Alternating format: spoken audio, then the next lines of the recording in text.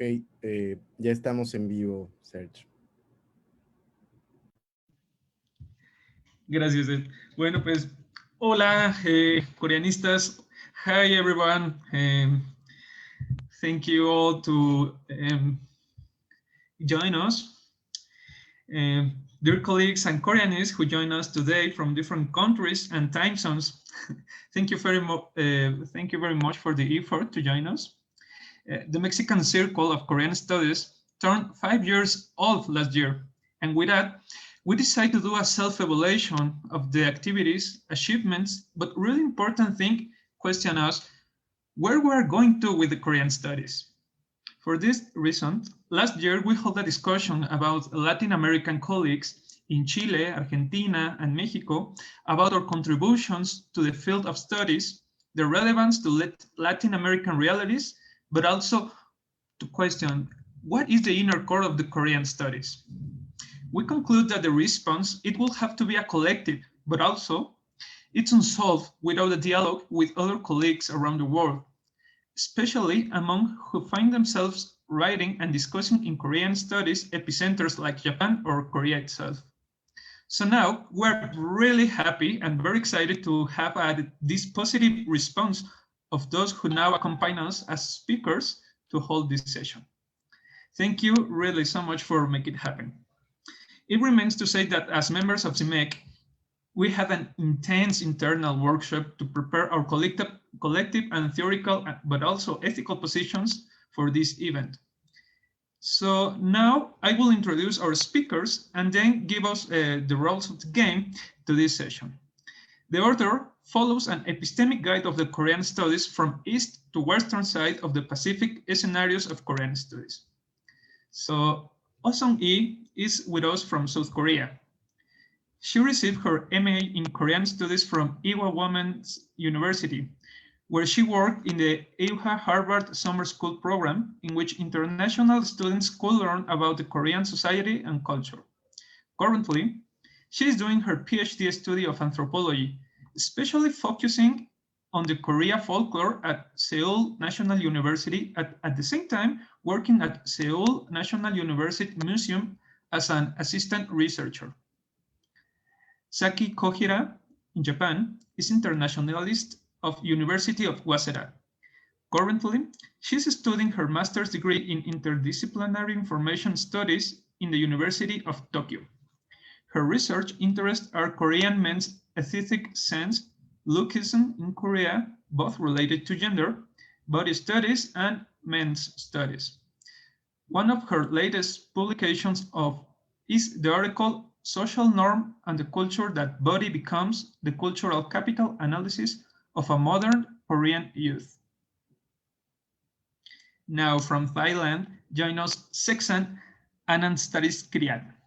He's senior editor of the Seoul National and coordinator of ASEAN Roundtable at the same university. Currently, he is a researcher at the International Studies Center of Minister of Foreign Affairs of Thailand.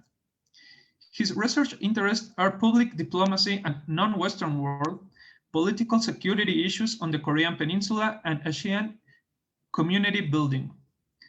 Some of his last publications are Korea's Soft Power and Public Diplomacy and Korea's Public Diplomacy. From this side of the Pacific, join us our dear Rachel Lim.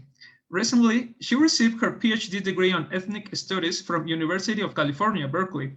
Also, she is visiting assistant professor and postdoctoral fellow in the Department of History at Texas A&M University. Her research on Korean migration has been widely supported by fellowships from Fulbright, Mellon Foundation, American Council of Learned Societies, and also by the South Korean government, writing in scholar venues such as Journal of Asian American Studies and Studies in Global Asias.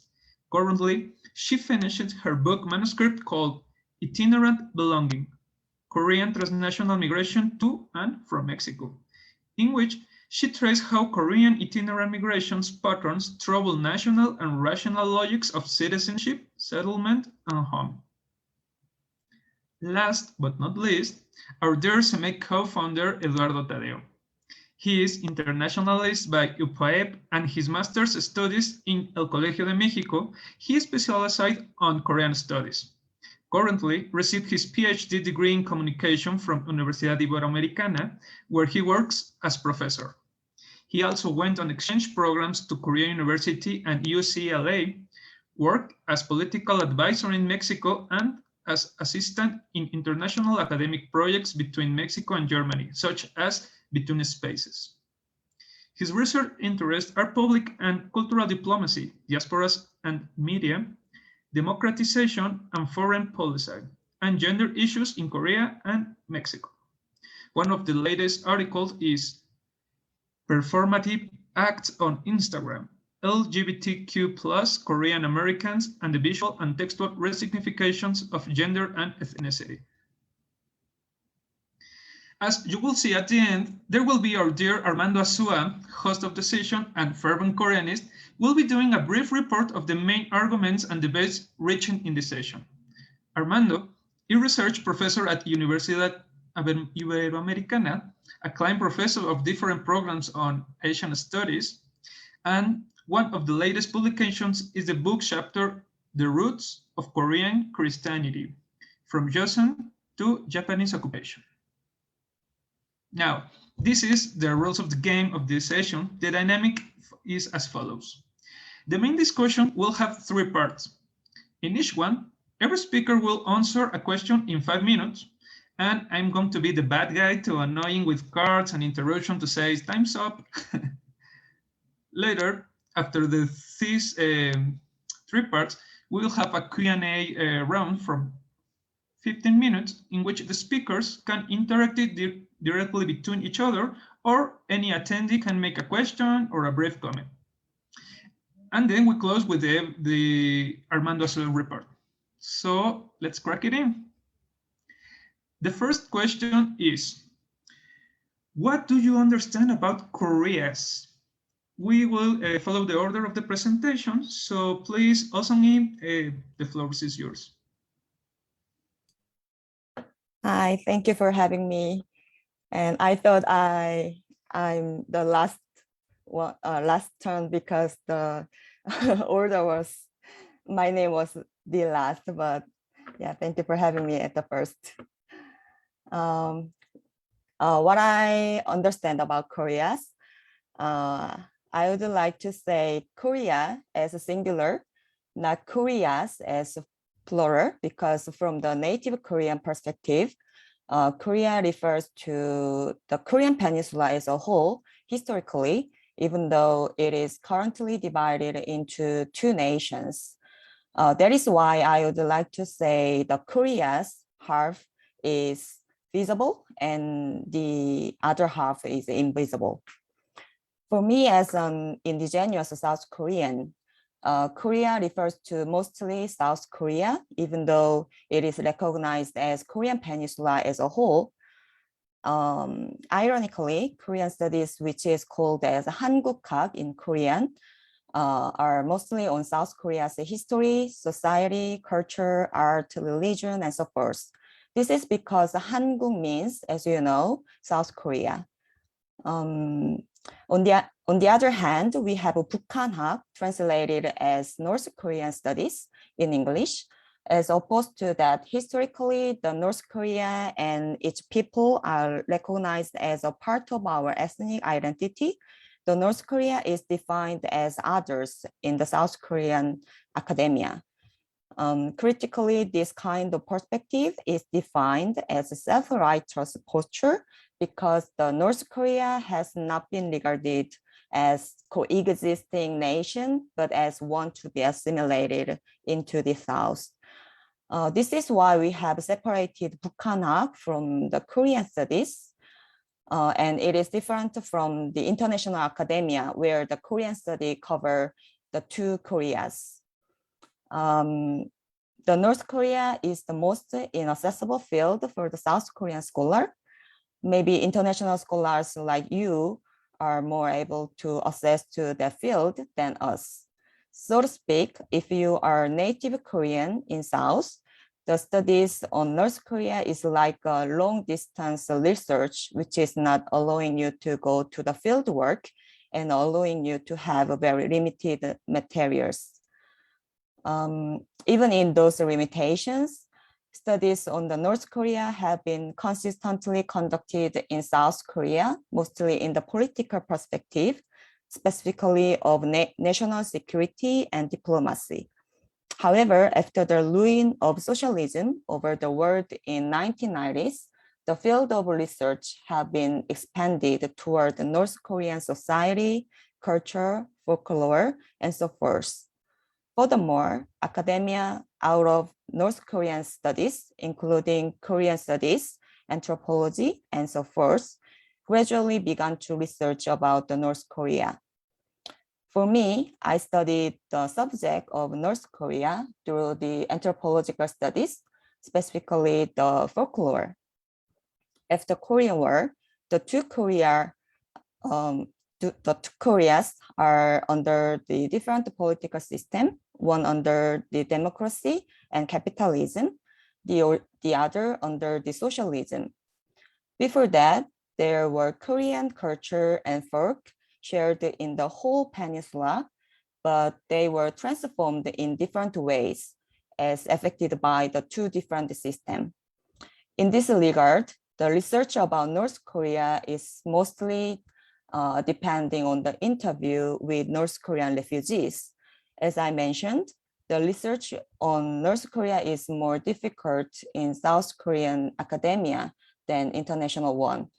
Therefore, it is needed to approach the research through the global Korean studies, cooperating with international scholars. So I think the global Korean studies network like CMEC have a very crucial role in order to understand about the North Korea. Thank you. Great, thank you so much. So I'm going to give the voice to Saki Kohira.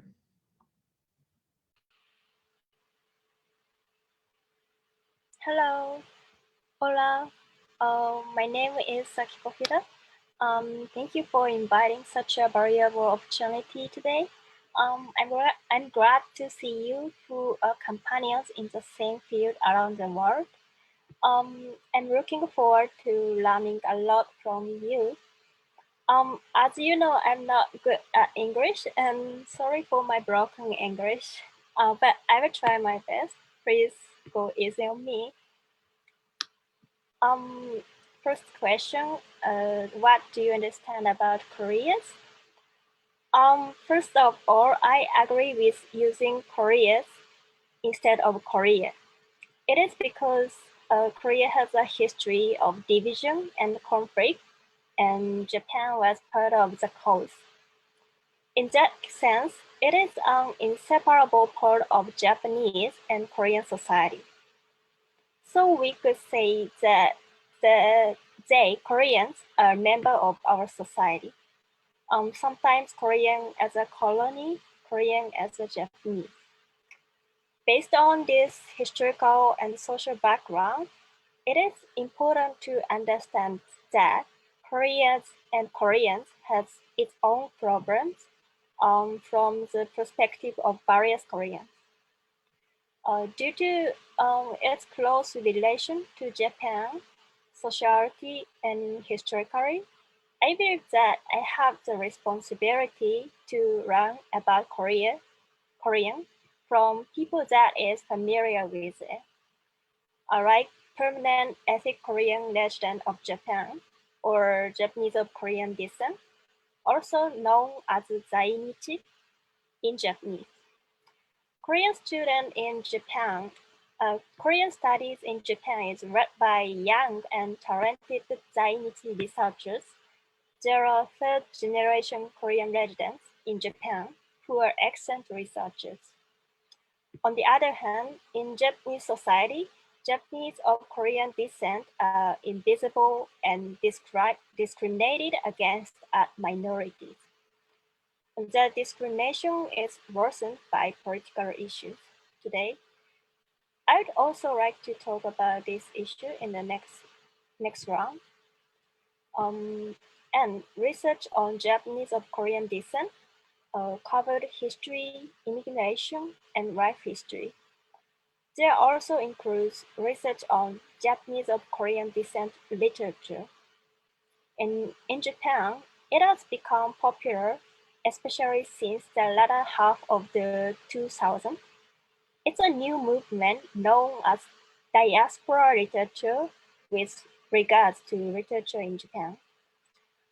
Also, research on Japanese of Korean descent literature as diaspora literature is being conducted worldwide. More abundant materials are being excavated and verified in Japan.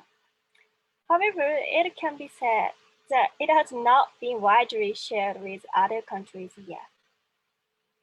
For example, Yu Midi, famous Japanese of Korean descent writer, is known overseas, but it is necessary to reconsider the contents in Japanese or the local language instead of Korean. The work of updating the concept of Korean diaspora is making it possible to depict the experience of human movement. Cultural exchange that go beyond national boundaries of globalization and nation states are progressing rapidly. Along with that, it is necessary to seek cooperation with different groups.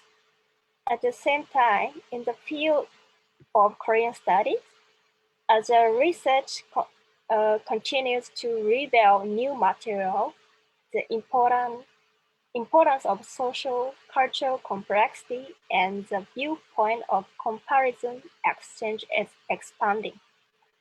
Among them, Korea can be said to be a reflection of the historical, political, and cultural past.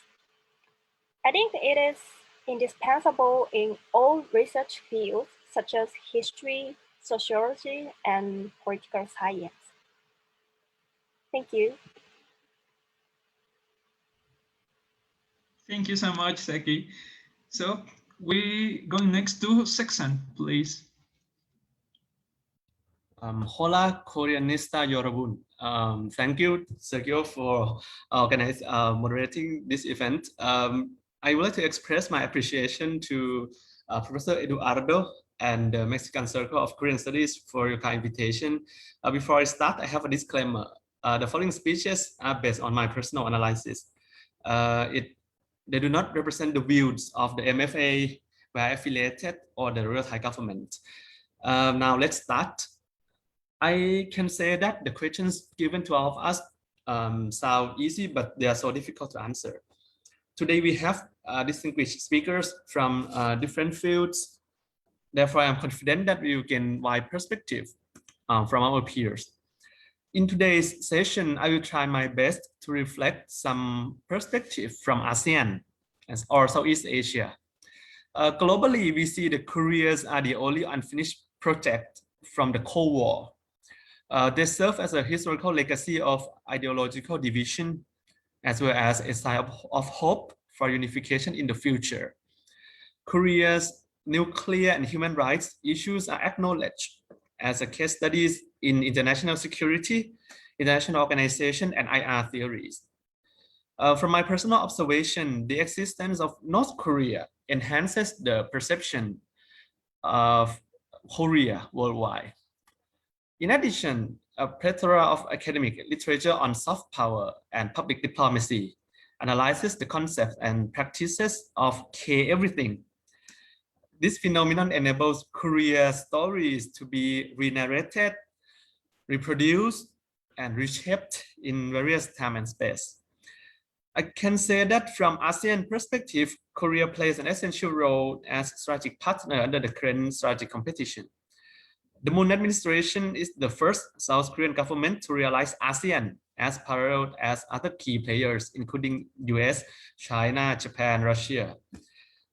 President Moon took various actions to prove his intention, including dispatch of Special Envoy, the late Seoul City Mayor Park Won-soon, provisions of ODA, Official Development Assistance, and visits to 10 ASEAN countries before the summit in November 2019.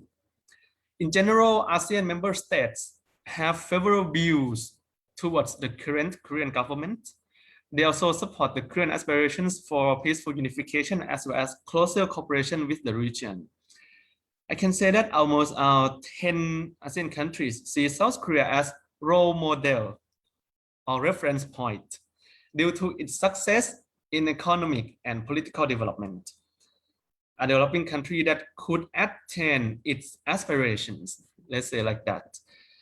However, they also realize that South Korea has been facing a number of economic and social difficulties these days. Thanks to Parasite and other Korean series, these cultural products help Korea narrow the perception gap between reality and imagination, or if I use the word Seong-hee used in her speech, between the visible and the invisible within the region. As individual, I admit that I'm a kukpong. Sorry, use this word as a kukpong. I have studied in Seoul from 2016 to 2019.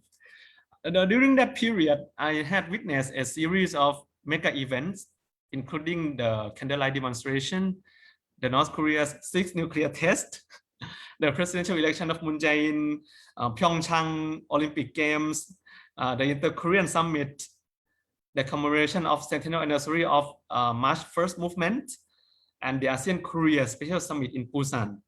These events fills me into a mainstream Korean narrative with my realization that I was filled in that narrative. My most impressive one is the candlelight demonstration. I had a great chance to listen to my favorite singers such as Chon In-kwon, Yang Hyun, and Han Yong-hae. Also, I had a chance to sing Akuka with my fellow Koreans for the first time. Moreover, my mainstream understanding of Korea has been expanded due to the fact that I received a scholarship from the Korea Foundation to study in Korea. To be honest, I truly enjoy my life in Korea as expat. It is totally different from what my friends feel. I will end my first round with this kukpong story and look forward to further comments and discussions. Thank you. Thank you so much, Seksan. Now we're going to with Rachel Lim, please. Hi everyone, 안녕하세요. Hola todos, ¿cómo están?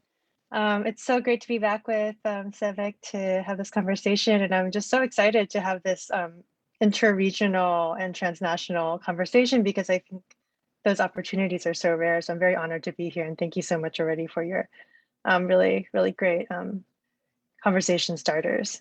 So I will say from my perspective about understanding the Koreas, I will talk about this a little bit more in the subsequent question, but for me, it's definitely my understanding of Korea is very much tied to my understanding of my personal identity. A second-generation Korean American born and raised in the United States, but with a close diasporic tie to my parents' immigration story, and also somebody who spent 2 years living in South Korea after I finished my undergraduate studies. And all of those experiences, I think, really shaped how I have come to understand Korea in terms of not only my own memories of visiting family there and kind of growing up long distance, perhaps from the peninsula, but also just inheriting my parents and my grandparents' memories of the things that they told me about the places that they lived and the places that they grew up in. So I think for me, my understanding of this idea of maybe Korea, as Seong-hee suggested, one Korea, maybe multiple Koreas, is an understanding that I think has to be informed by a longer view of history.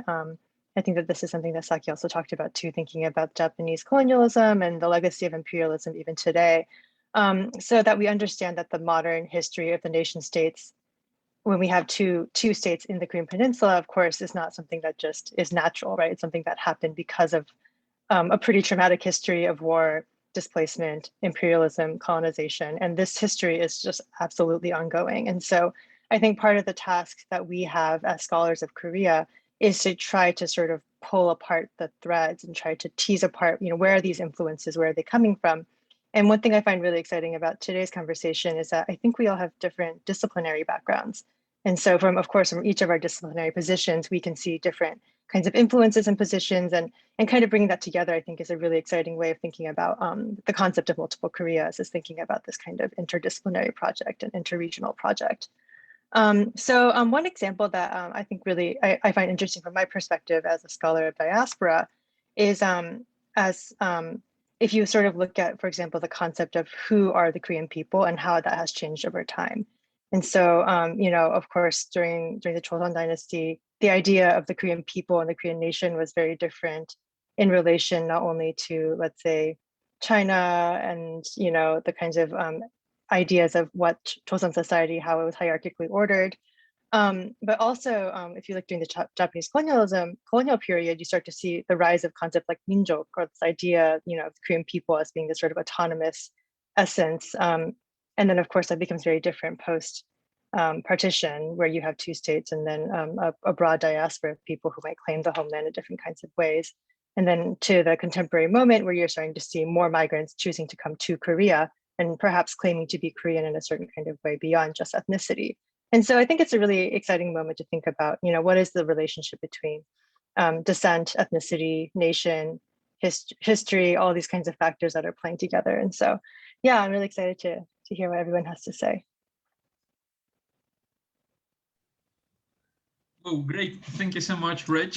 You saved some minutes to later session. So now we go with our dear Eduardo, please. Thank you, Serge. Well, first of all, I have to say that I feel really happy and excited to have this much expected conversation with you all. I do believe that even if we are in difficult times and we are distancing physically from each other, we also are bringing some opportunities to think collectively and also act collectively, like in this panel we are celebrating today.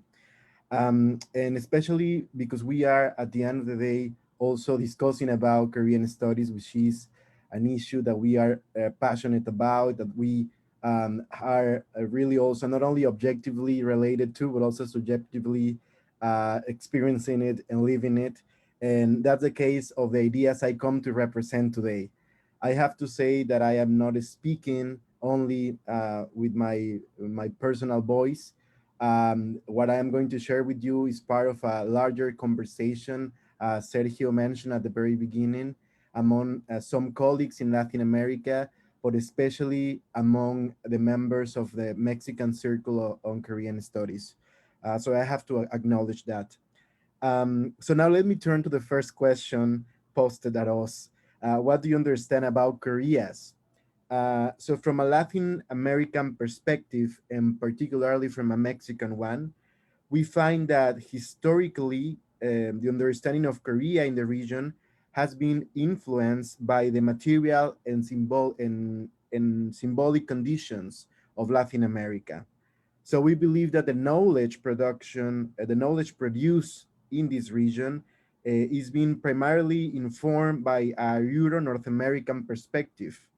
And that's, after all, somehow explainable or logical, because we have the experience of being a colony of Spain, and we also have now the United States as our neighbor, right, in contemporary Mexico.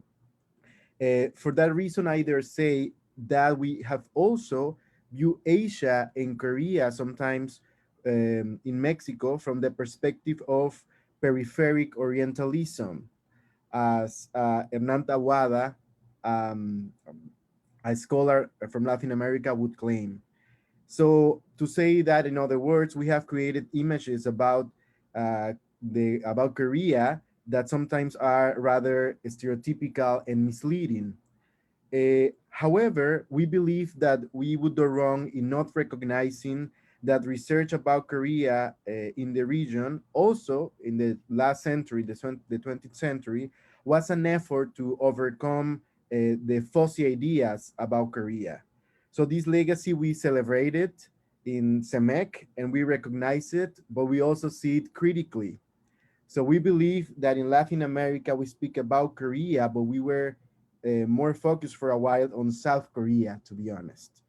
And also we center most of the research at the state level of analysis. Recognizing that, We also believe that in the 21st century, we can say that a more critical perspective has been rising in Latin America, particularly from the Mexican Circle of Korean Stories, which embraces the concept now of the three Koreas in plural, right? Like just like Saki Kohira mentioned, we believe that we cannot speak about Korea just as one. In terms of analysis, we have to approach the different Koreas that we believe have different characteristics. And we must say that this concept was not developed necessarily by us. It was created by the French network of Korean stories, and it was brought this concept to Mexico by Alfredo Romero, the first Latin American Koreanist, which, if I'm not mistaken, is with us today. And it's because of this concept, now we argue that, yeah, we must recognize the existence of three Koreas: South Korea, North Korea, but also the Korean communities abroad.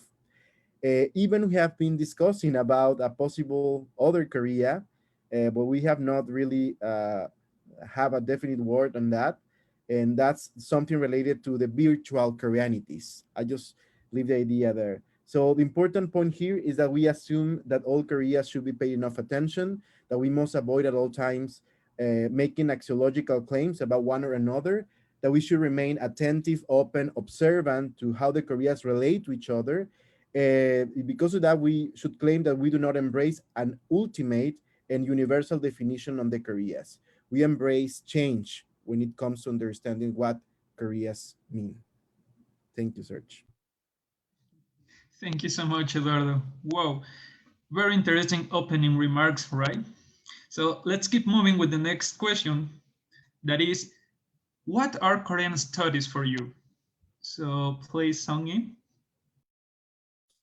Okay. As Rachel told, we have different perspectives since we are from different discipline. So I would like to say first that my perspective of Korean studies came mostly from the cultural studies. But please know that it is my personal view, not the representative perspective of the cultural studies in Korea. Thanks to the K-pop and Hallyu, the global Korean studies have received much more attention from the international students and scholars. So maybe we have some international scholars who love Korea, like Seksan and you guys. And in addition to this, under the funding and supporting by Korea Foundation, many international universities have set up the classes on Korean studies. The global Korean studies is growing trend over the world for sure. The global Korean studies is much more from the ethic perspective, which is from the outside. This academia has a best tool in order to answer to the question about what Korea and its culture is. However, in my perspective, there is one other Korean studies, which is from the emic perspective, the inside. And it may answer to the question, what have happened in Korea's real life? So I would like to briefly introduce the two in this session. First, let's talk about the global Korean studies with ethic perspective, which is from the outside. I think most of you are on the global Korean studies and study about Korea from the outside perspective. In Korea, there are department of the global Korean studies as well. I also received my master's degree in Korean studies from the Graduate School of International Studies. I studied about Korea's culture with international perspectives, which can be called ethic. Studies with the ethic perspective look at the Korea collectively. Therefore, they focus on the similarities among Koreans and their culture. So let me take my MA dissertation as an example. It was about the hybridization of Korean traditional music after the 20th century. I wrote about the process of the transformation of the Korean traditional music but only with the representative examples of each era. I have tried to generalize and systematize on the history of the Korean traditional music with a macroscopic view. I think most of Korean studies are conducted on ethnic perspective, and it is useful specifically for the public diplomacy. Therefore, many of global Korean studies take this perspective, I think. However, I also found that there are varieties in Korea and its culture which cannot be generalized and named as Korea itself. Instead, it can rather be partitioned depending on community, region, and so forth. Therefore, I have moved my perspective from the ethnic to emic, and I take the anthropology as my specialized major. The emic perspective is from the inside. Accordingly, it focuses on the varieties of Korean culture rather than the representative Koreanness. For example, I'm researching about the folklore and life in villages where people are living nearby demilitarized zone, DMZ. Of course, their life experiences are from the Korean representative historical events, the Korean War, but they are different from those of other regions. So to speak, each region has a specific folklore from the certain social and geographical background. Through this kind of research, I could understand the real life of Korean people on the microscopic perspective. In sum, I think there are two kinds of Korean studies. One is global Korean studies, which conceptualize the Koreanness, and the other is Korean studies in anthropological and historical perspective, which research varied Koreanness from the inside of Korea. Thank you for listening. Thank you, Seong-hee. Well, we're going to Saki, please. Yes. The next question: what are Korean studies for you? For me, Korean studies is to look back on Japanese society and history. It's because yes, to think about Korean history, society, and Korean-Japan relations is to think about Japan. As a Japanese, we have to know and forget them. In a sense, Korean studies can be said to be a review of a Japanese history and past. From the perspective of international affairs, the relationship between Japan and Korea today has changed significantly since the end of the Cold War.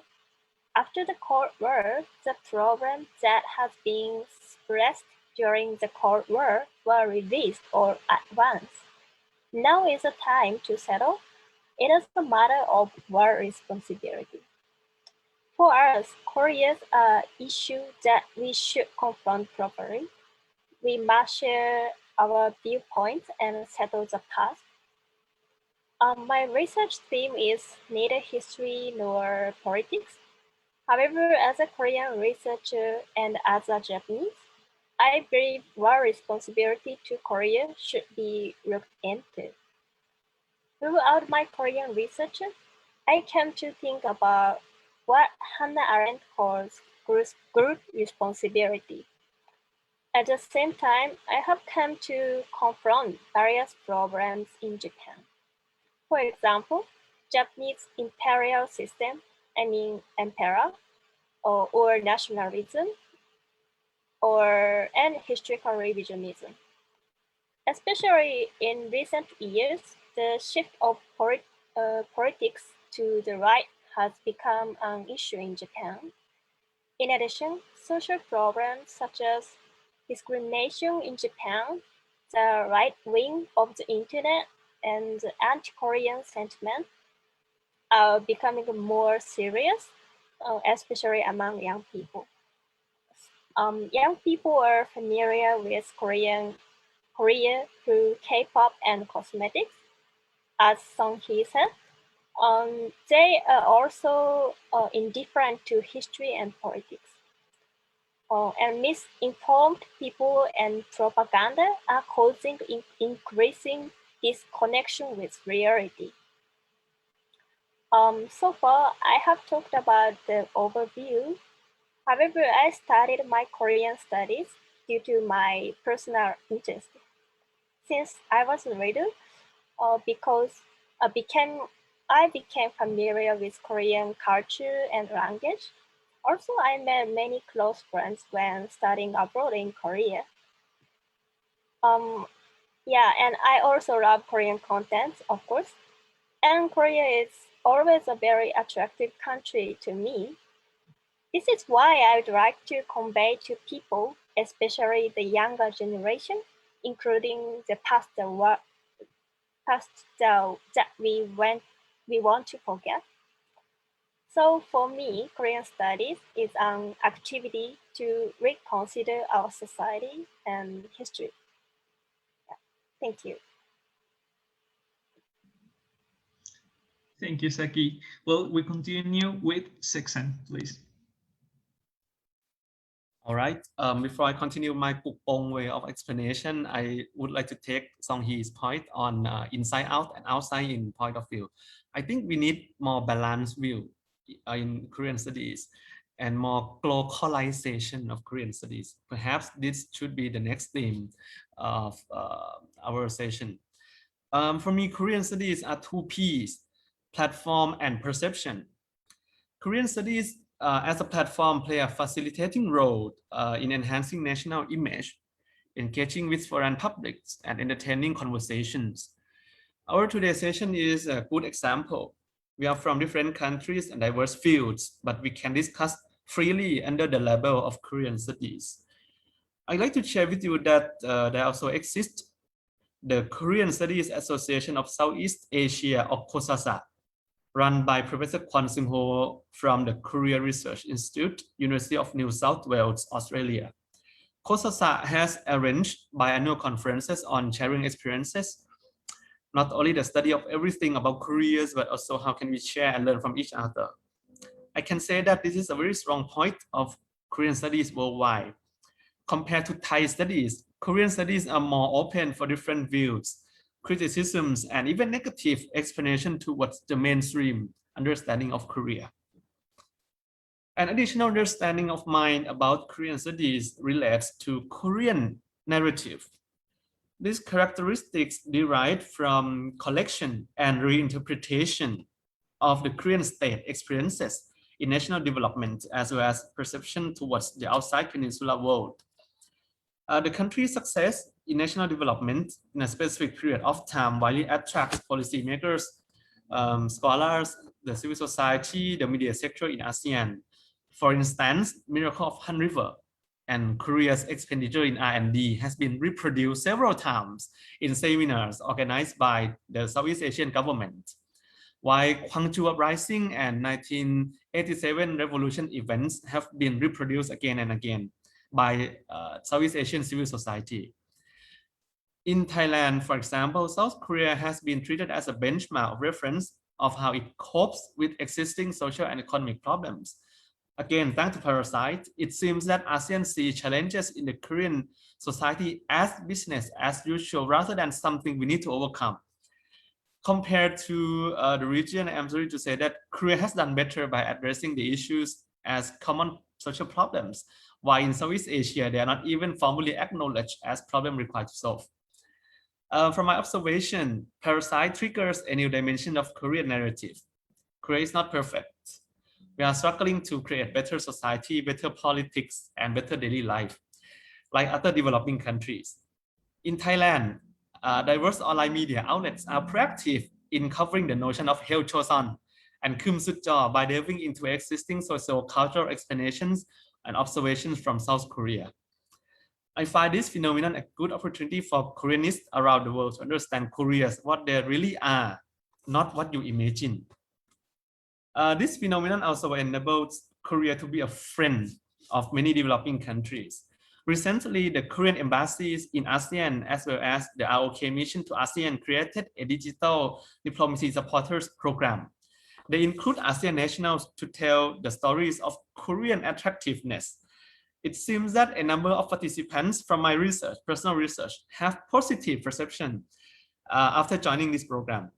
This may reflect the motto of the first basic plan of Korea's public diplomacy, or 2017-2021, which is to communicate the attractiveness of Korea to the world together with Koreans, or like yeah, I will end my second round with this. Well, thank you so much, Seksan. Now we continue with Rachel, please.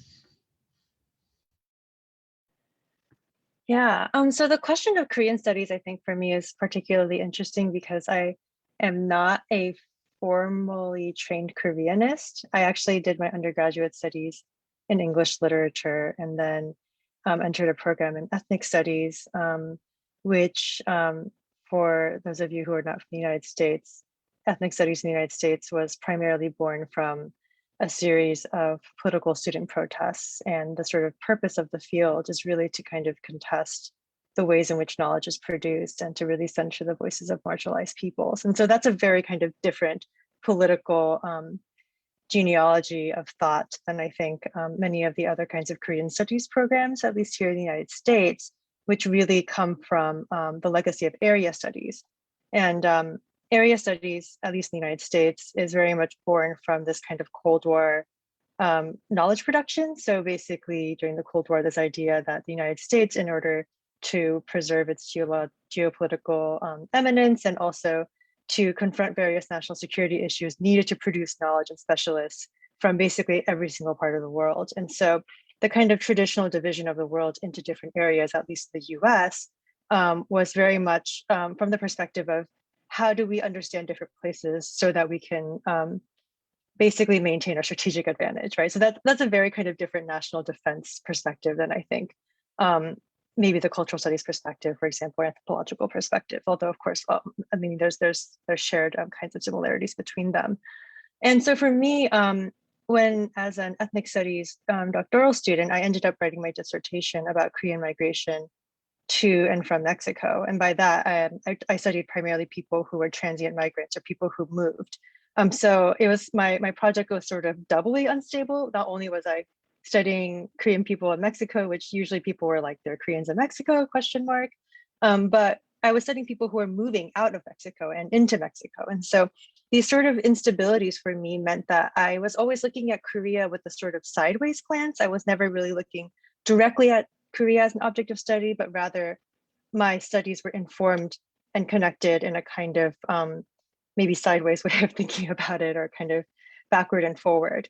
But I think one thing that's sort of productive about thinking beyond the kind of geographical isomorphism that we usually see in the field of Korean studies is that you start to see the connections between various kinds of reverberations throughout the world. And so I'll just give one example.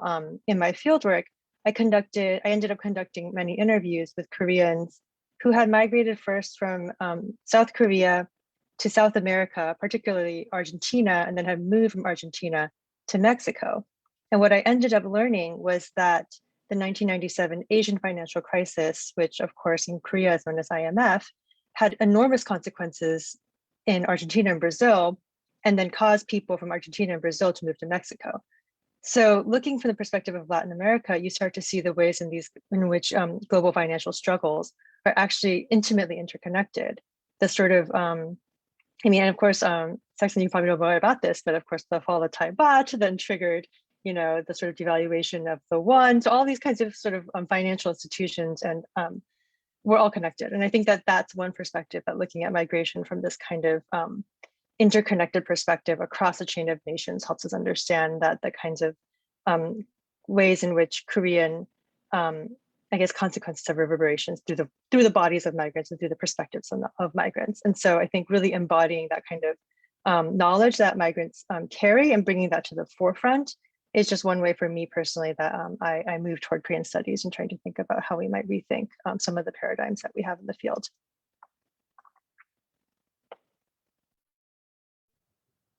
Great, thank you so much, Rich. So I'm going to give the voice to Eduardo. Thank you so much. It's really interesting to hear in the conversation how different perspectives emerge when it comes to Korean studies that reflect the different places of enunciation, not only disciplinarily speaking, but also in our political histories, in the different spaces we are actually located in. It was also really for me like a real discovery to have an encounter with your reflections when you were discussing, for example, Song-hee, about the emic and the ethic, right? About being outside or inside, which is part of the reflections that we have had in the Mexican Circle of Korean Studies. Where are we? Are we ever possible to be an insider, or are we always destined to speak from the outside? And we indeed believe that boundaries of Korean studies are constantly changing, just as the ideas of Korea's.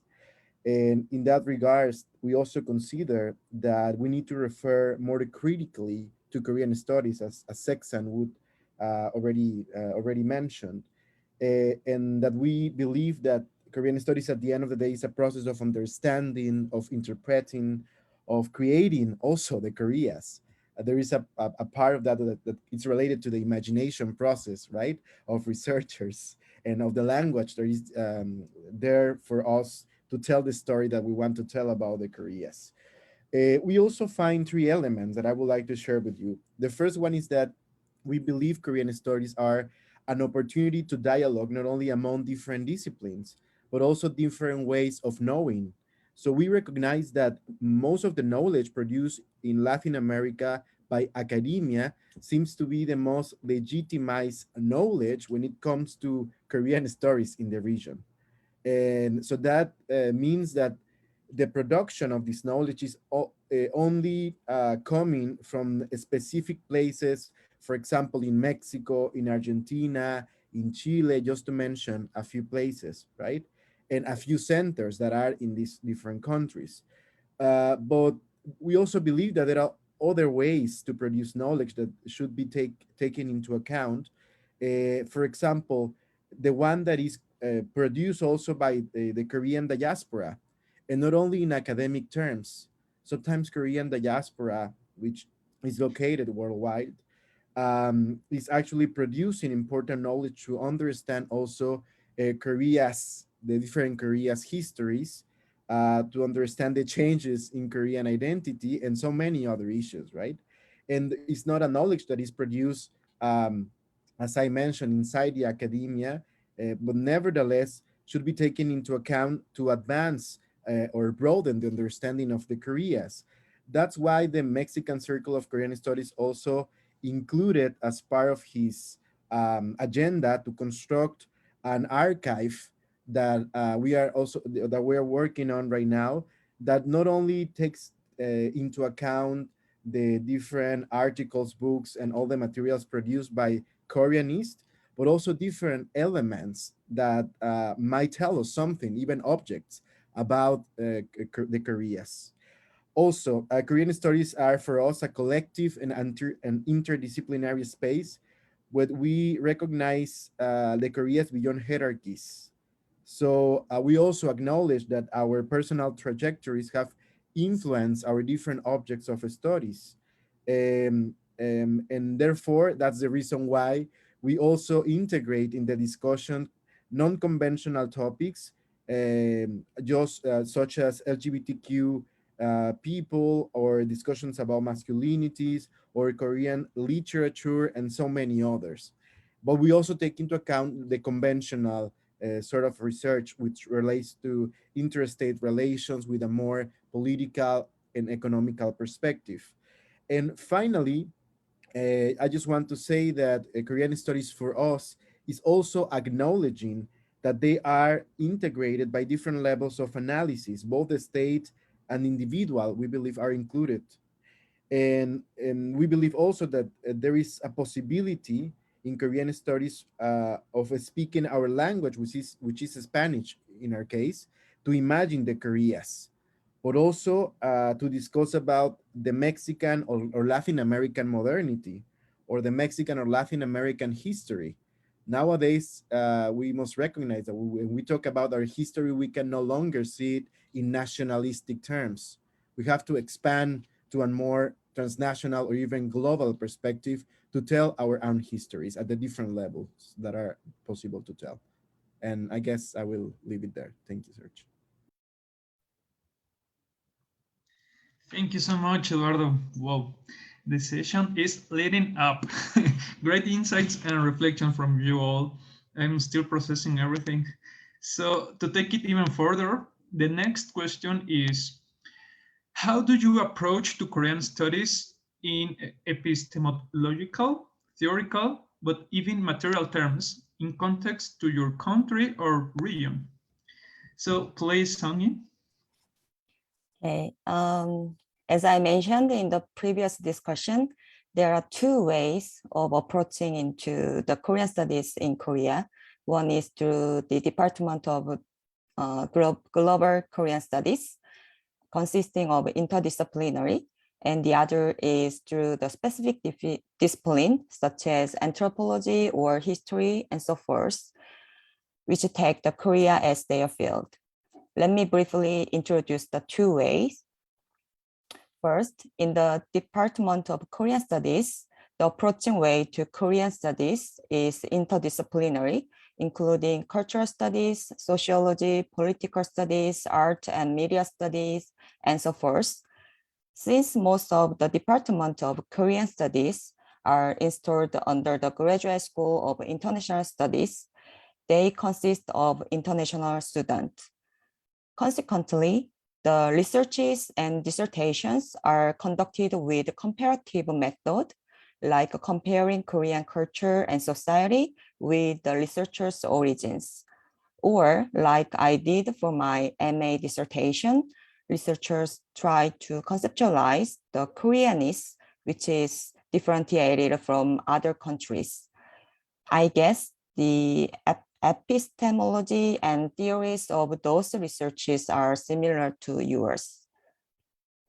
On the other hand, there are another ways to approach it to the Korean studies. It is not through the Department of Korean Studies, but through a specific discipline and take Korea as its research field. For example, anthropology, history, sociology, and so forth.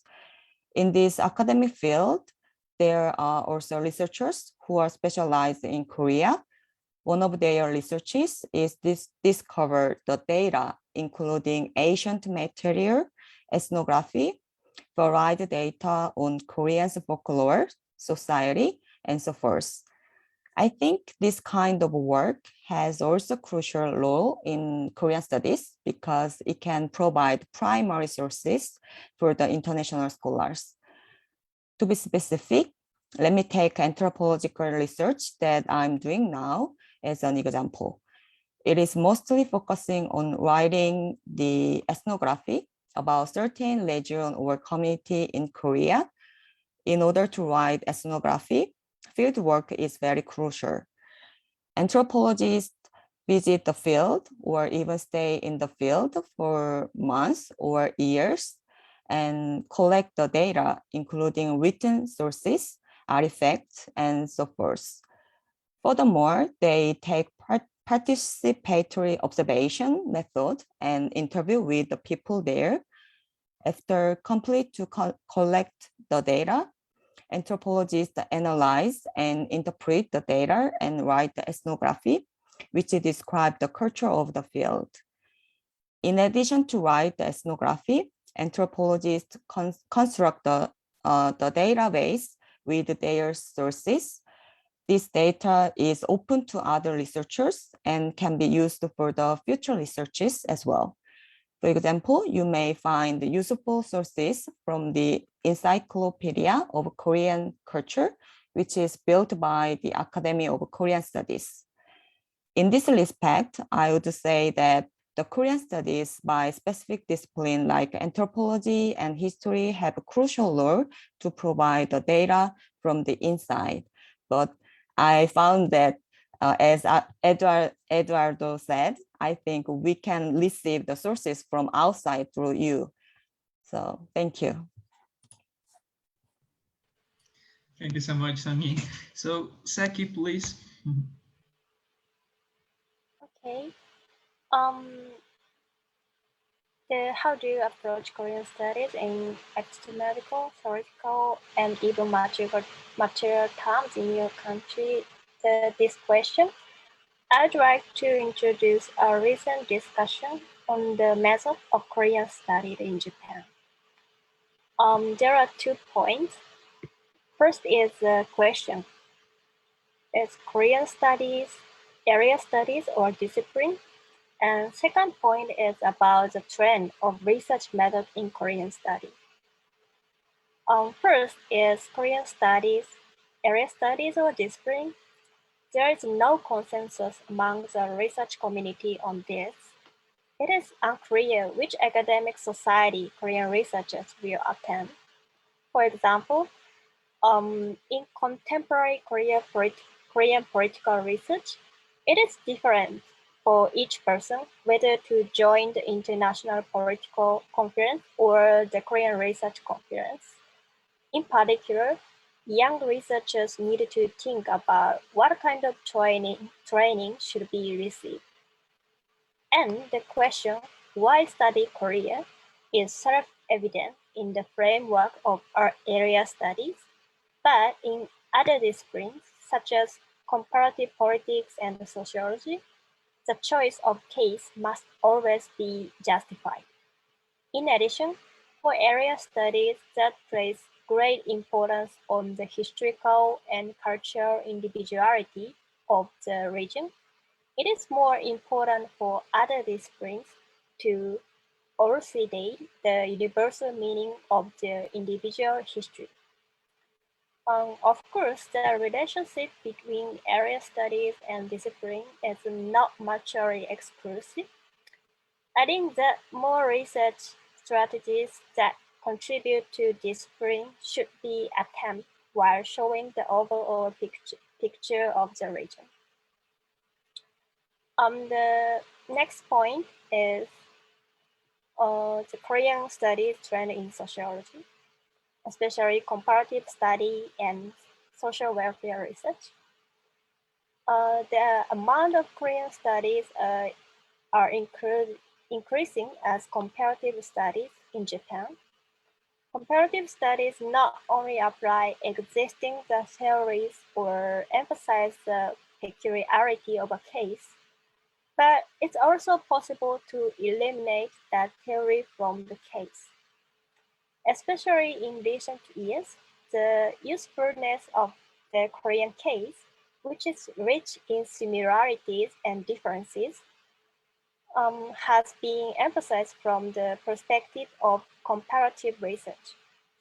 For example, research comparing the characteristic of Japan and South Korea has been widely performed in topics such as family, welfare, education, and social policy. What is the significance of comparing Japan and South Korea? I think there are 2 main types. The first one is the characteristics of Japanese society highlighted through an analysis of whether what has been understood as a characteristic of Japan is common in South Korea. And we can relativize Japanese society. The second one is there is a possibility that new theoretical perspective will be constructed by theoretically interpreting the universal meaning from the commonalities and the differences between Japan and South Korea. It can be said that a common understanding is being developed and the clarification of South Korea's experiences and lessons can provide for the development of Japan's future politics. In addition, finally, there is also the problem of the decline in the dominance of Japanese Korean studies. The reason are kind of 4 points, and one is many basic materials have become accessible online. And the second one is the research language has been translated into English and other language. And third point is the number of researchers from other countries who speak fluent Korean has also increased. And last is, despite the relatively large interest in Korean in Japan, the politicization of the Korean issue has made it difficult for researchers to discuss them objectively and openly. Okay, this means that there is a sufficient amount of Korean studies in Japan to investigate some facts in Korea and communicate them with Japan. This is why it is important for individual researchers to evaluate the significance of their research. Thank you very much. Right. Thank you, Saki, and sorry for cutting up. So please, Rachel. No, sorry, Seksan, please. Okay, back to Kukpong style again. I can say that there are two main characteristics of Korean studies in ASEAN. First, the objective of Korean studies curricula in ASEAN are to train personnel who are equipped with level of language proficiency at working or professional level to serve the market rather than to produce academia. Many of graduate students work in the private sector, media sector, many of them. Most curricula provide a number of courses related to Korean politics, economy, society, and culture. However, they are very fundamental. It seems that this is why we cannot engage with the conversations in global Korean studies, because we do not have that sufficient critical view to understand or analyze Koreas. And this is my personal observation. We do not have much Southeast Asian scholars to discuss about Korean issues worldwide. There is also language obstacle. Those who can speak Korean very well cannot speak English. And the other way around, those who speak English, like me, do not have sufficient proficiency to researching Korean documents. But in my case, Kukpong wins. Under this circumstance, KOSASA and the Korea Foundation play important role as catalysts by bringing us together and narrowing the gap in terms of funding projects and human resources development initiative. Until now, several universities are doing well with their Korean studies programs. Those include Royal University of Phnom Penh, Cambodia, Universitas Indonesia, National University of Laos, University Malaya in Malaysia, Yangon University of Economics in Myanmar, University of Philippines, Chulalongkorn University, Burapha University, Prince Songkhla University in Thailand, and last maybe University of Social Science and Humanities, Vietnam National University in both in Hanoi and Ho Chi Minh City. Building on this first point, an additional characteristic of Korean studies within the region is the reproduction of mainstream narrative from South Korea. Various academic works study Korean success, as I said, in economic and democratic development, Korea's pop culture, Hallyu, and surgery, public diplomacy programs, Korean way of business and tourism, and Korean identity and diasporas, but not much of them doing research on that. There are some exceptions for ASEAN scholars working on North Korean studies. Very interesting one. Some names to be mentioned here, several names to be mentioned here. Professor Erwin Tan, Professor Kita Kuintasamy from Malaysia, Dr. Hu Xiaoping, also from Malaysia, Dr. Michelle Palumbarit from the Philippines, Mr. Seong-hee Oh from Singapore, Dr. Surashini from Thailand. They are social sciences scholars by training. From my own view, research in Korean languages do better because they apply linguistics to analyze case studies. There are many comparative studies between Korean language and languages in Southeast Asia. Among research institutes in this region, University of Philippines Korea Research Center, or UPKRC, is considered by me as the most active. You can check from their website and Facebook page. I have some recommendations before I end up my final round. Today's session is very constructive. I think we should continue this activity and expand further collaboration. This will be a good chance for all of us to connect each other. I strongly recommend CMEC to arrange occasional discussions bi-weekly, not too much bi-weekly, bi-monthly, for like Asia Latin America Forum on Korean Studies. And this is a very good chance for us to learn from each other and make it occasional one. Thank you very much.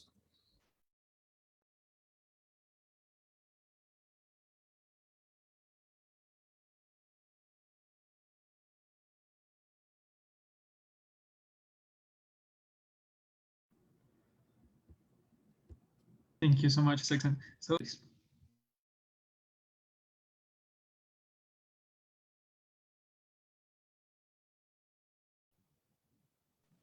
I think it's supposed to be me, right? I'm next. Yeah. yeah, sorry. Oh, no worries. Yeah. Yeah, no problem. Yeah, so what I'll say about approaching Korean studies from the perspective of the United States, and I kind of mentioned this earlier, but I think for me, thinking about Korean studies in the US context is very much shaped as my position as a Korean American person who is ethnically Korean, but in terms of citizenship and nationality, American.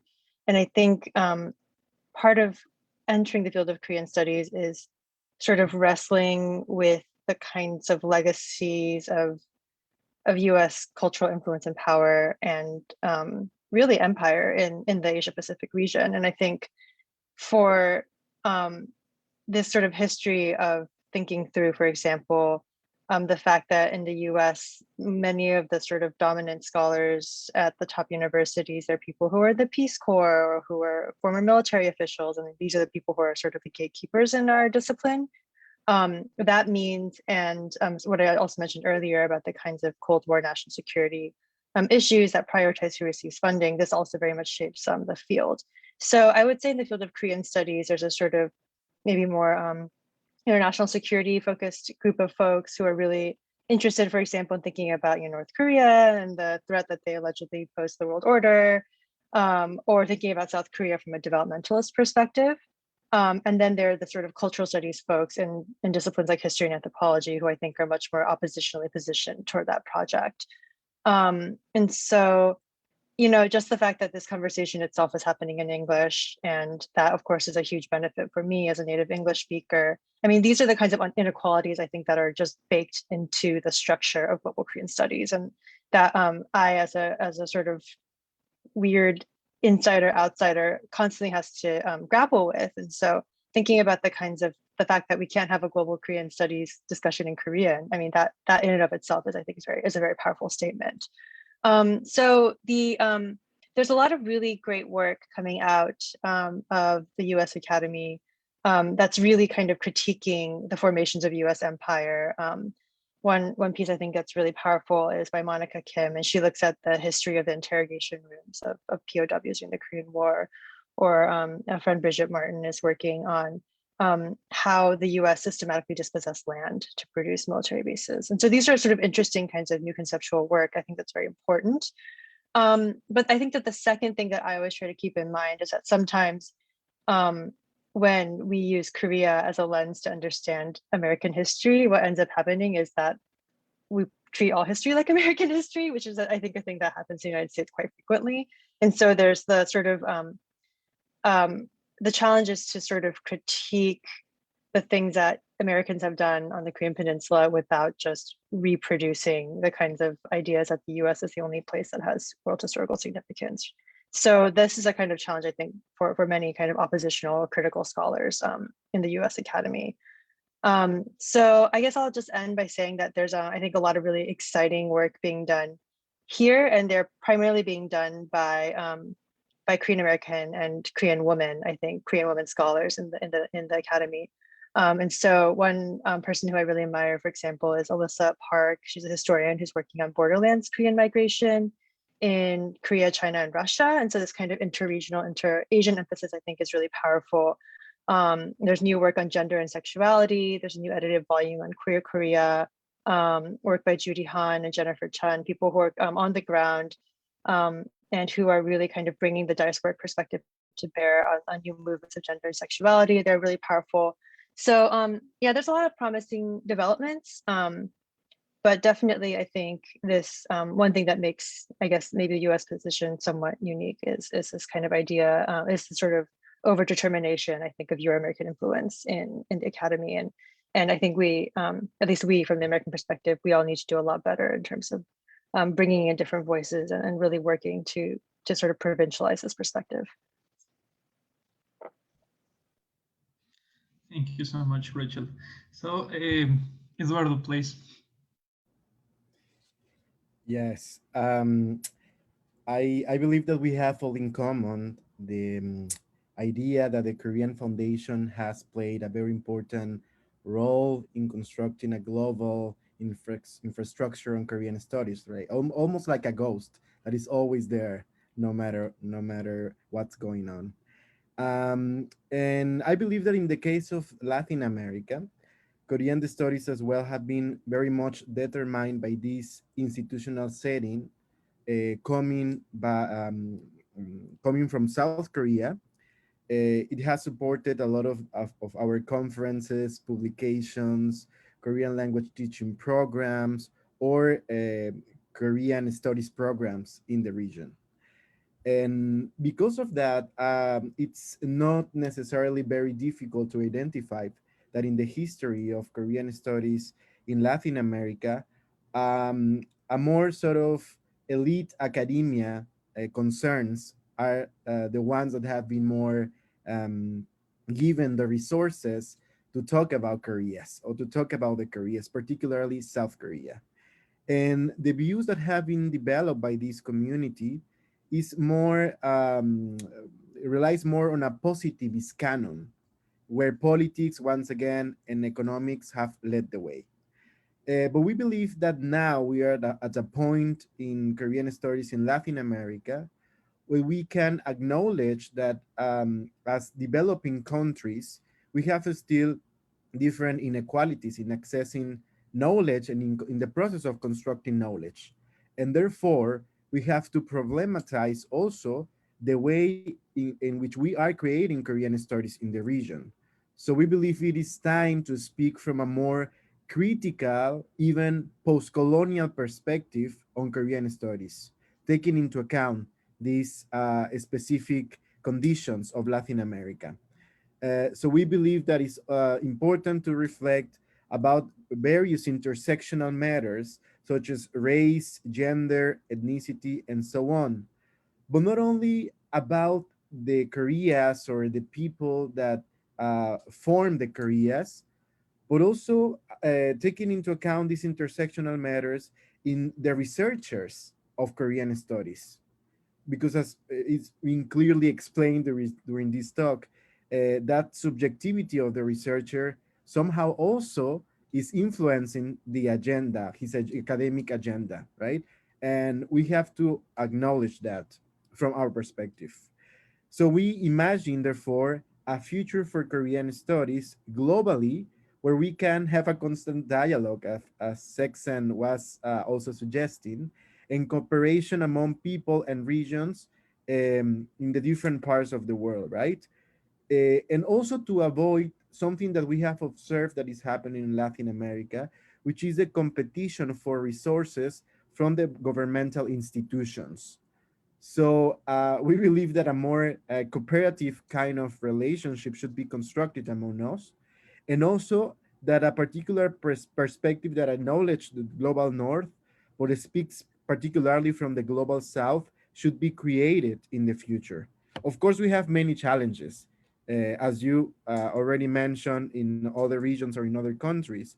We have, for example, to improve our knowledge of the Korean language, which is something we are missing still in Latin America in general terms, right? We also believe that we need to read more each other, to read more what our colleagues in Latin America are actually writing, but also to read what other colleagues in Thailand or in some other parts of the world, Japan, and so on, are actually constructing on Korean studies. So we tend to center most of the time like on the big figures on Korean studies globally, right? To engage in any kind of conversation. So that's okay, but we need to also have conversations in some other places, right?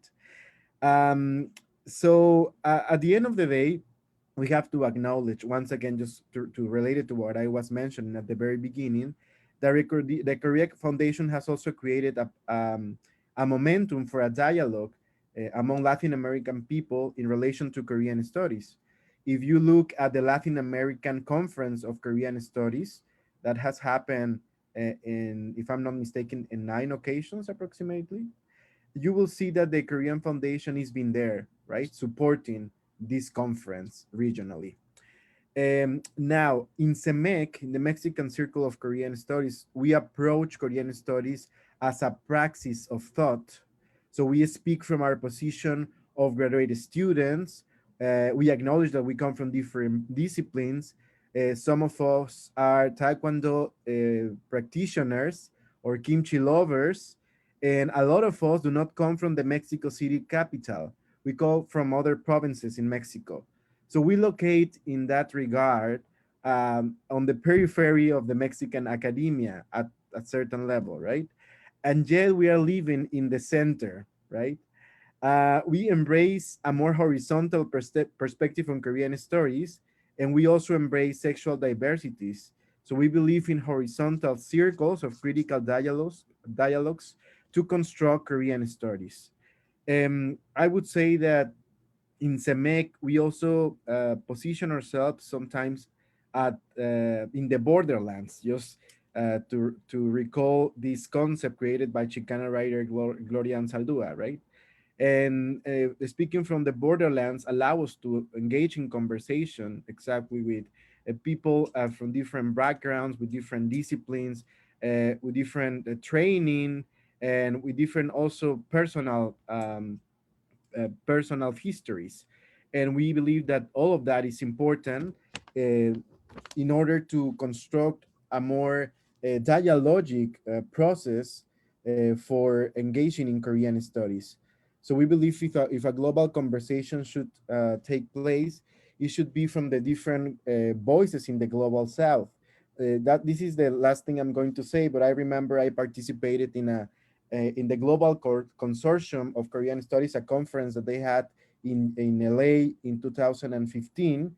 And most of the participants were from either the United States or European universities, and some from South Korea. So I believe that's not necessarily that global, is it? Right? So we need to make it really global, and in order to make that happen, we need to also include the voices from the South.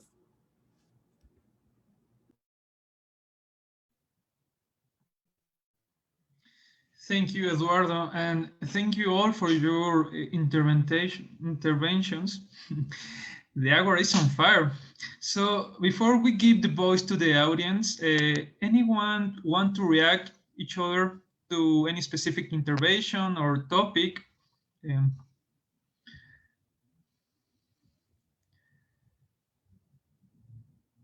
If it's not, we have a lot of questions in the chat. So I'm going to give the voice to Simply, or of CEMEC members, to read some of ones and give you all again the voice to respond according to specific questions, or if there are general questions in the order of the interventions in these rounds, right? So Simply. Hello, thank you all. Thank you all. Can you hear me well?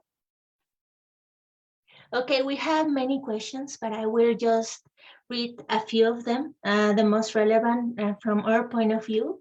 One of them is asked by Gabriela Cho. She asked three specific questions for Seong-hee Oh. One is, which programs or universities do you recommend to study global Korean studies? This is one. The second one is, which programs, universities do you recommend to study about Korea in each specific discipline you mentioned? It's kind of tricky, right? The third one is there any gender studies program you recommend in South Korea? This is the first question. Should I read all of the three questions, or just one by one? Okay, I will go with the other ones. Okay.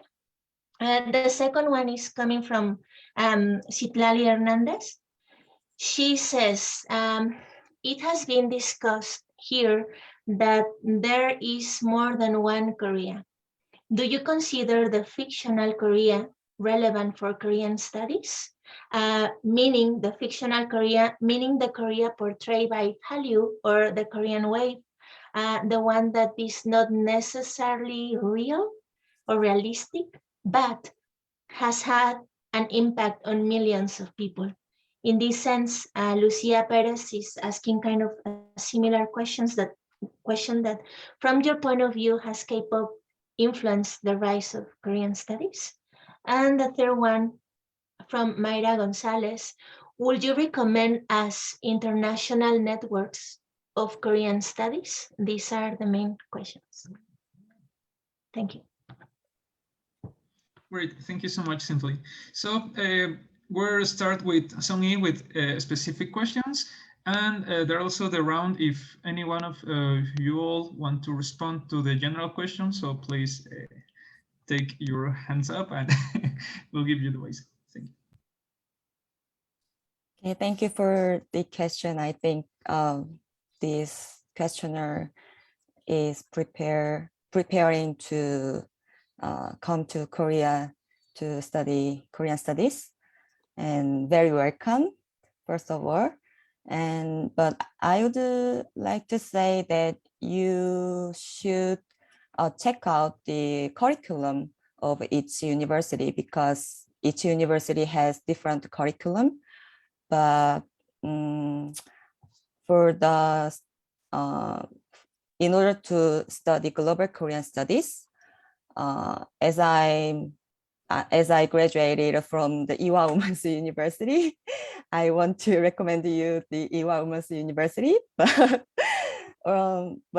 I think Seoul National University and Hangu University of Foreign Studies has also very great curriculum about the in order to study global Korean studies, because I think Seoul National University, the Department of Korean Studies, has a variety of view.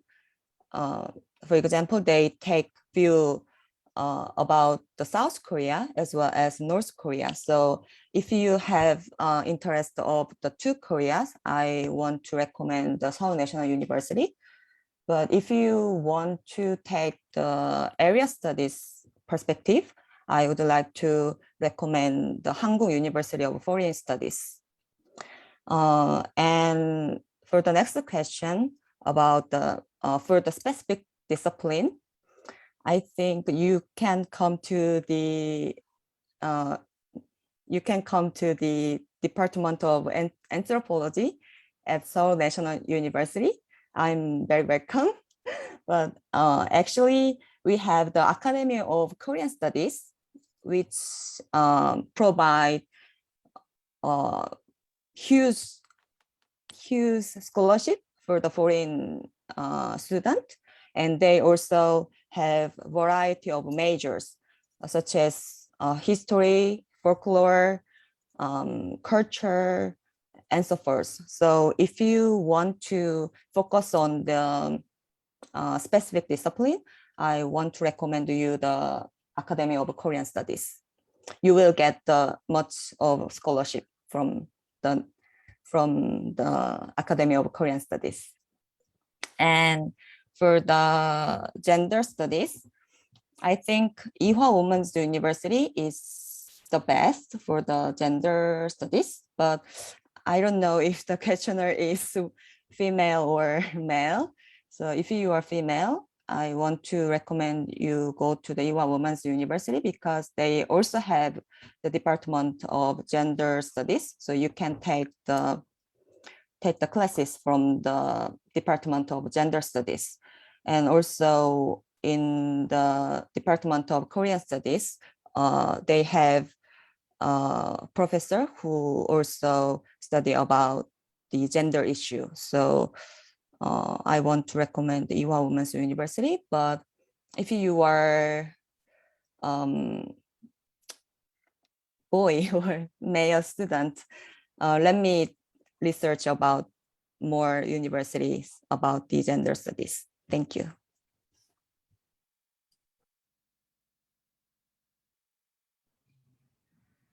Great, thank you, Sami. Don't know if anyone to respond any of the general questions. Norasaki, Seksan, and Rach.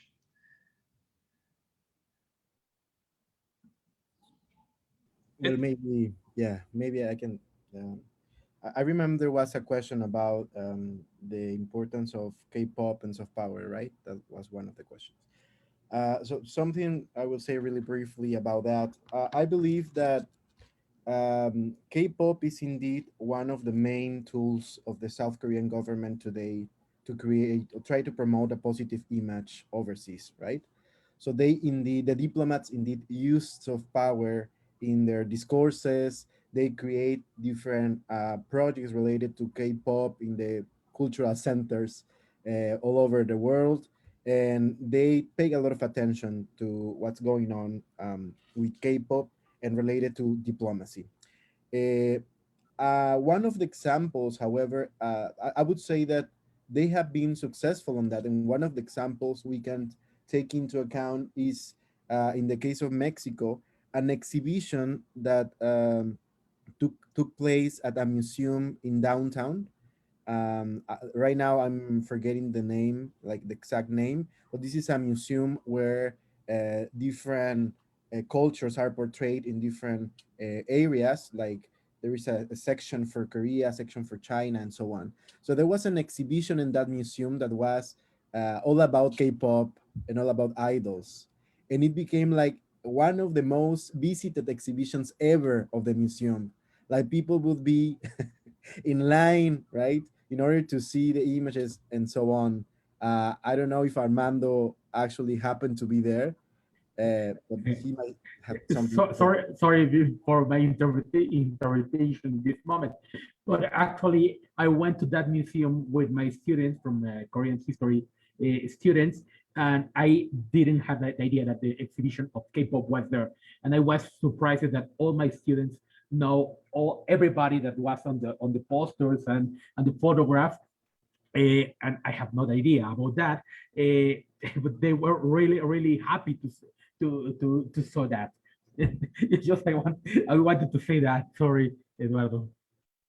No, that's okay, because that's also a reflection that the people were paying attention to that exhibition, and indeed has been become a really important part of the projection of South Korea.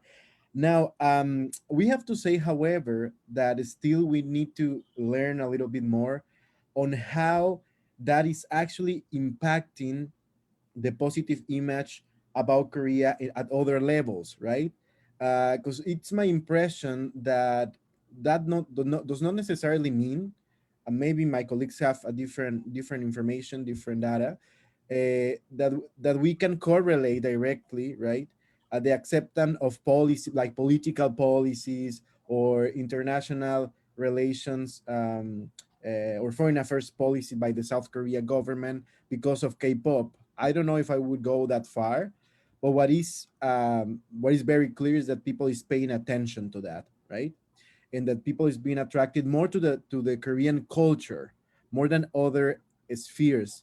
Perhaps some of them, because there is evidence that people have been started engaging in Korean language programs, in Korean studies, even after relating to K-pop in Latin America. That there is evidence on that. Uh, but I wouldn't generalize it for the population, right? So still we have to know what, that's my general idea, what is the extent of the attraction that K-pop actually exercises on the audience.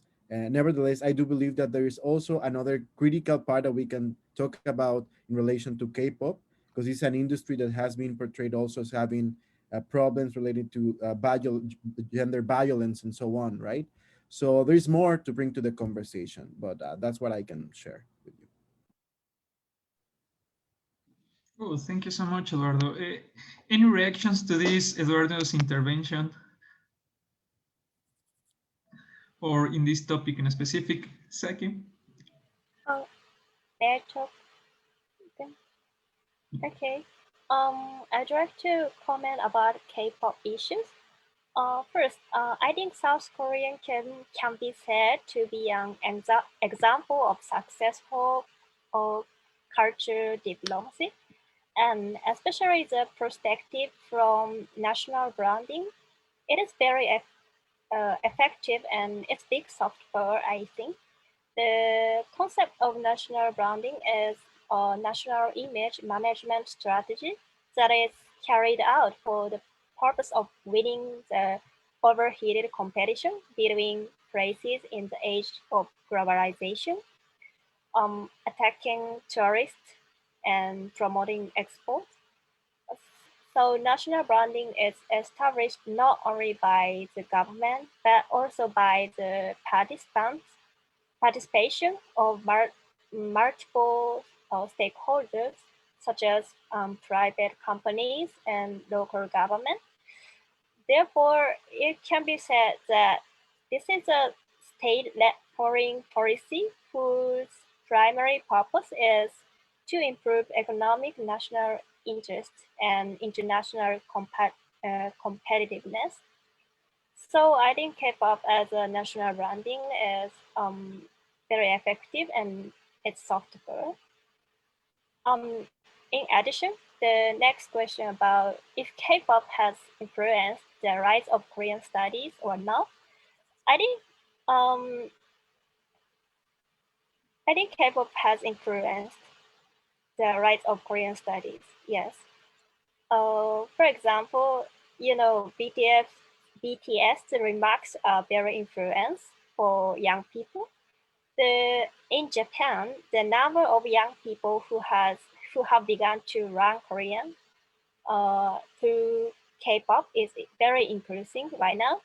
And also recently, Korean feminist literature has become very popular among young people. This is partly due to the introduction of the book by K-pop star. As you know, in South Korea, the problem of misogyny and the conflict between men and women are very serious. And the feminist movement is also active in Korea. So in the sense as well, I hope the Korean gender studies will also develop. I hope so. Yeah, it's just my comment. Thank you.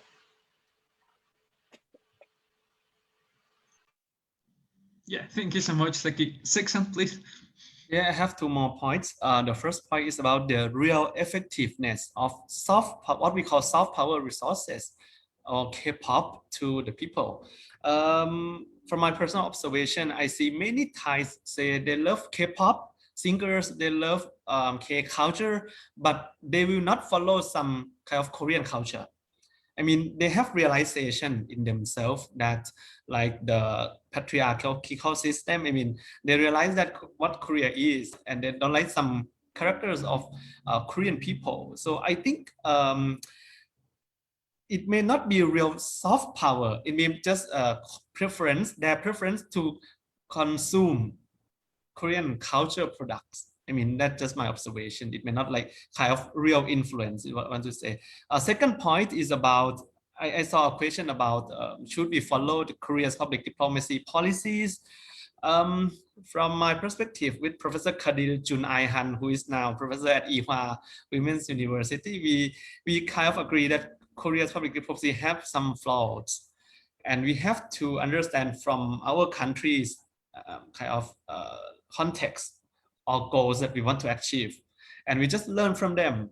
How can they use the three pillars of public diplomacy resources, including culture, knowledge, and policy, and then we apply it to them. But we should not follow the whole practices of Korea's public diplomacy. I'm going to share a file produced by ASEAN Korea Center. I think it's very interesting. It's about big data analysis of ASEAN in Korea. This is what I want to say. Kind of good relationship between ASEAN and Korea helps many ASEAN people to negotiate their identity, their interest in the Korean society. And I think this is a kind of very symmetrical view when we talk about Korean studies and expats in Korean society, and it is from let's say anthropology point of view, and that can be another point. I mean, especially from all of us as a foreigners who lived in Korean study once. Yeah, thank you.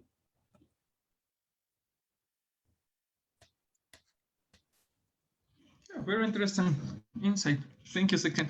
Rachel, please. Yeah, I'll just close by saying, I mean, these are all really fascinating points and really interesting to think about the different perspectives from K-pop from all over the world.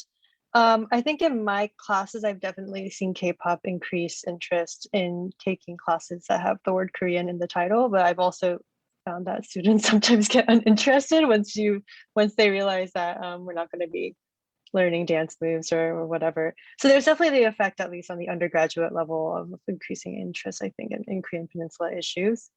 But I think the other thing that I find sort of fascinating, thinking about the other question too, about the future of Korean studies, is really the kind of negotiation of Korea's position on the world stage. So there's this kind of, I think that we are all aware that we're sort of in this moment of shifting geopolitical regimes, perhaps even a shifting world order. And especially in terms of South Korea occupies a very ambiguous position as a country that might recently be declared first world, but was not so a very short amount of time, a country that used to be quite peripheral in world culture, it is now no longer so. And I think we're going to see a lot of these kinds of interesting negotiations happening in multiple arenas, in the cultural arena, and the political arena, and the economic arena. And this, I think, is an important moment for Koreanists to really think about, well, how do we study change over time, or how do we study what these shifts are doing in the contemporary moment, and what this tells us about not just global Korean studies, but really about what it means to live in a global world. And so one thing I remember I was thinking about this is that I saw on like my US social network something that went viral, which was in the recent Olympics broadcast. Apparently one of the Korean broadcasters, NBC, was like posting offensive photos of different countries, and this went massively viral in the United States. And I was just thinking, like, 30 years ago when I was a kid growing up, like I would tell people that I'm Korean American and they'd be like, is that in China? Like nobody even knew what Korea was. Like I couldn't even explain to people what Korea was. They're just like, it was just such, such absence of knowledge in the general public in the United States. And now today, like we're carrying that a Korean broadcaster, posted a photo somewhere. So I think that these are the kinds of things that, in the context of South Korea, there's going to there's going to be a kind of renegotiation of awareness of the kinds of consequences of this of broadcasting, of popular culture, but also how this sort of public facing image is it's kind of like it's like a double-sided thing, right? There's like positives, there's also negatives, and I think that's going to be a real challenge.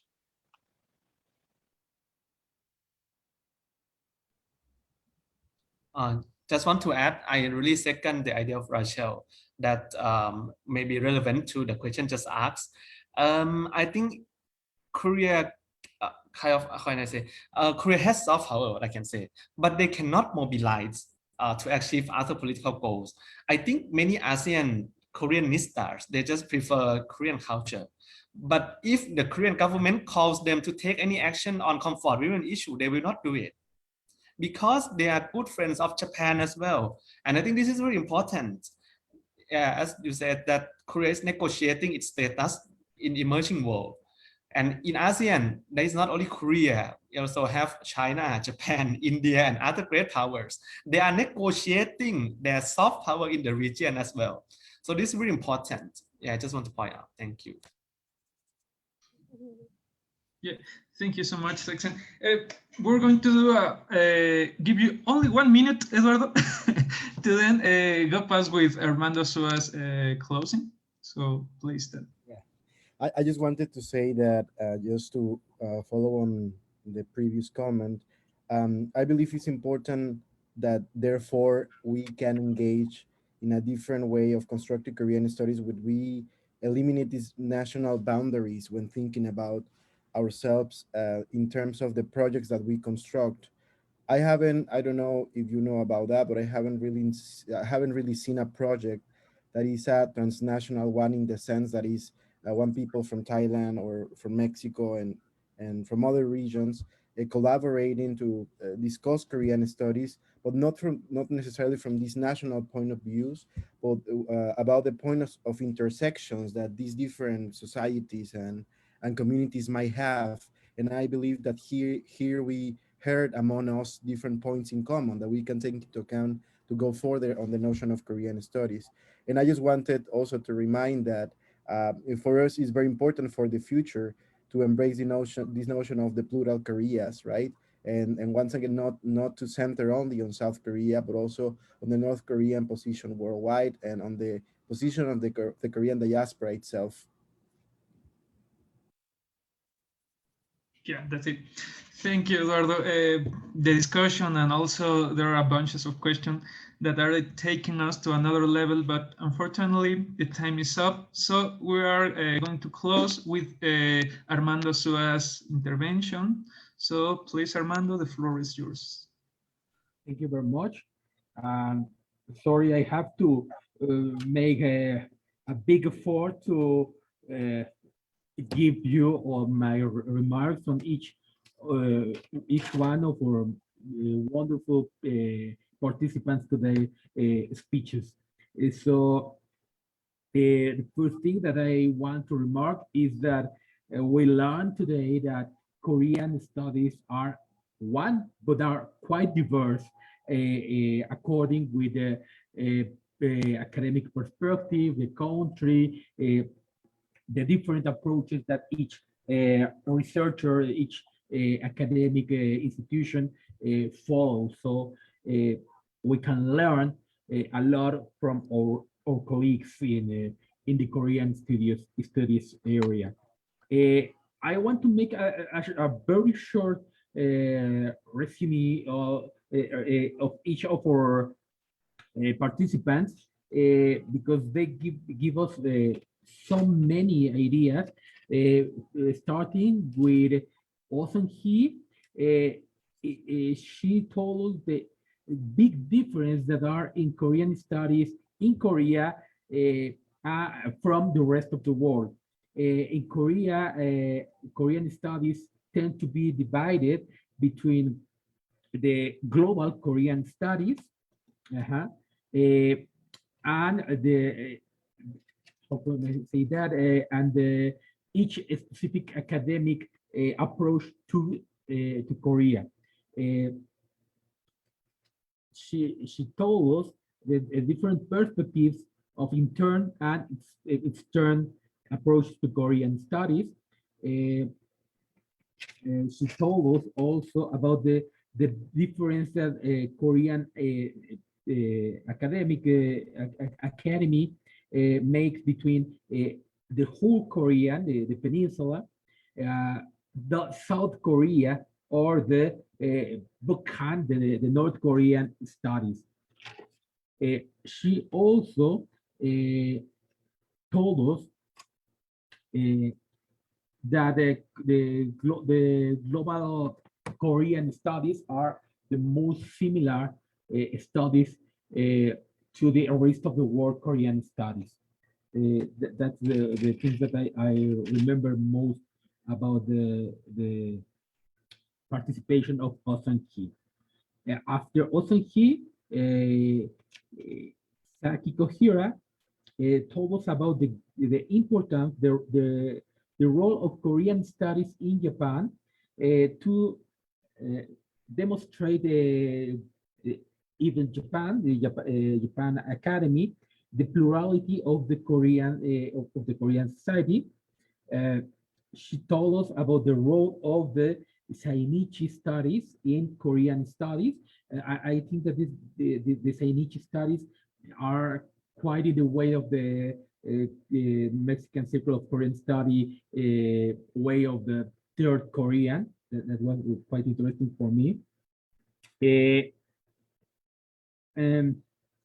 But Saki Kohira also told us about that the invisibility of the Korean of the Korean Sainichi, the Korean people in the Korean society.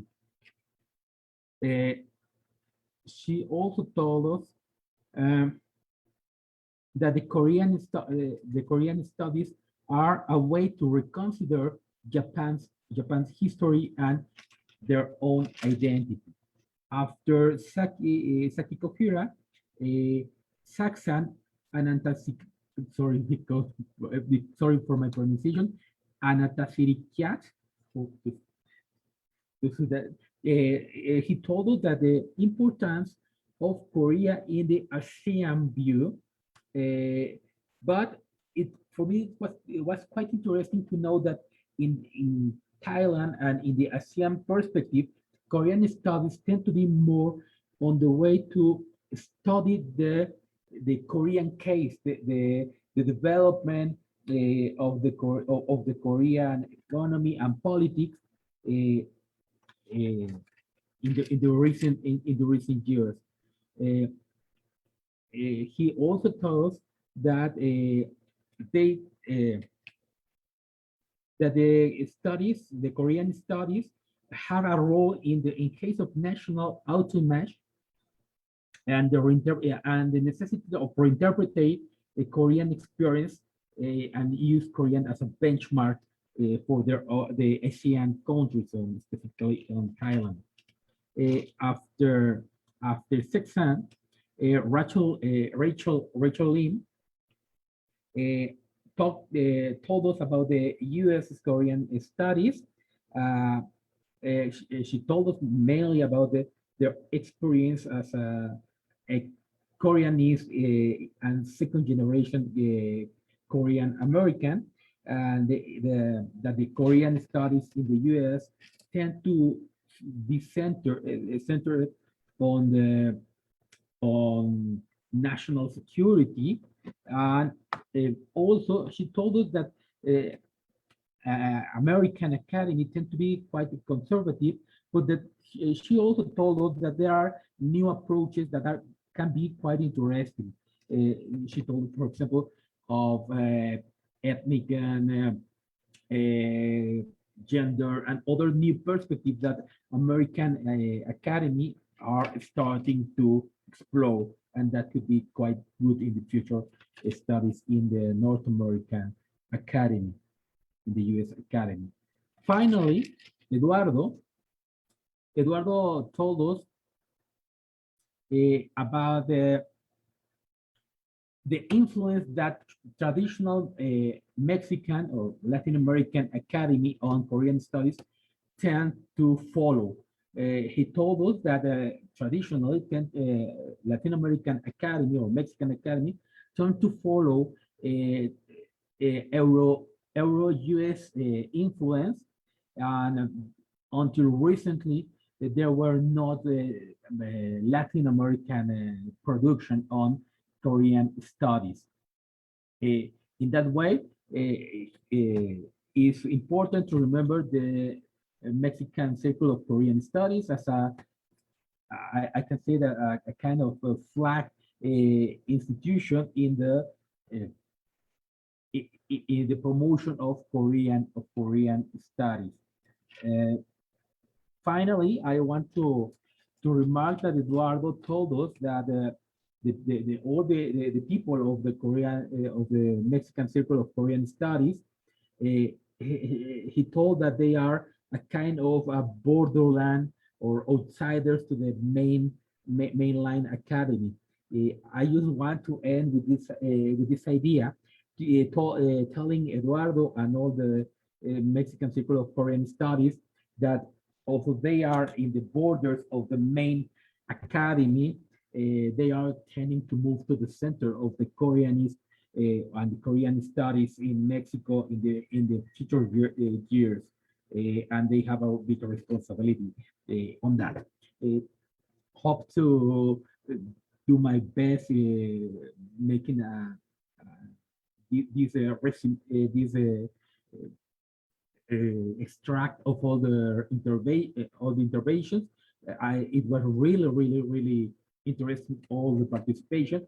And I hope that this event will help all of us as a people who study Korea. I don't want to say Koreanese because that's a big responsibility, but the people who try to approach the Korean studies to interchange our experiences and to collaborate in the future in new projects.